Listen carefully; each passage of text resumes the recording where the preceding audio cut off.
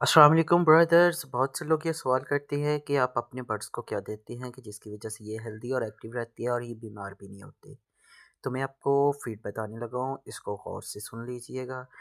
मैं इनको मकई डालता हूँ, इसके बाद गंदम डालता हूँ, बाजरा डालता हूँ और कमर्शियल फीड डालता हूँ।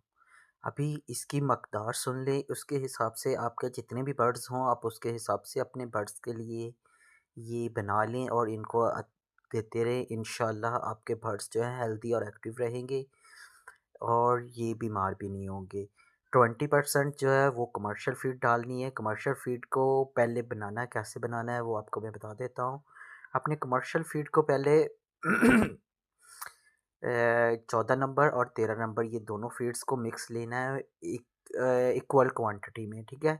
उसको मिक्स कर लेना है। मिक्स करने के बाद 20% जो है वो आपने लेनी है कमर्शियल फ़ीड और 30% आपने लेना है बाजरा एंड अगेन 30% आपने लेनी है मक्की और 20% आपने लेनी है गंदम। इन सबको मिक्स करके आप अपने बर्ड्स को प्रेफ़र करें। इंशाल्लाह आपके बर्ड्स बीमार भी नहीं होंगे, हेल्दी और एक्टिव रहेंगे और एग भी बहुत अच्छी लेइंग करते रहेंगे।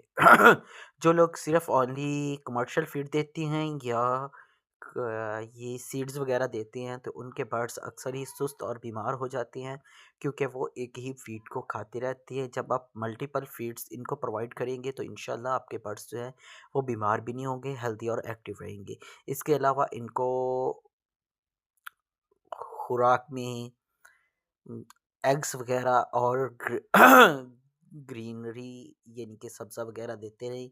इंशाल्लाह आपके बर्ड्स जो हैं उनमें किसी भी किस्म की विटामिन्स की कमी भी नहीं आएगी और अच्छी एग लेइंग करते रहेंगे। सो अगर आप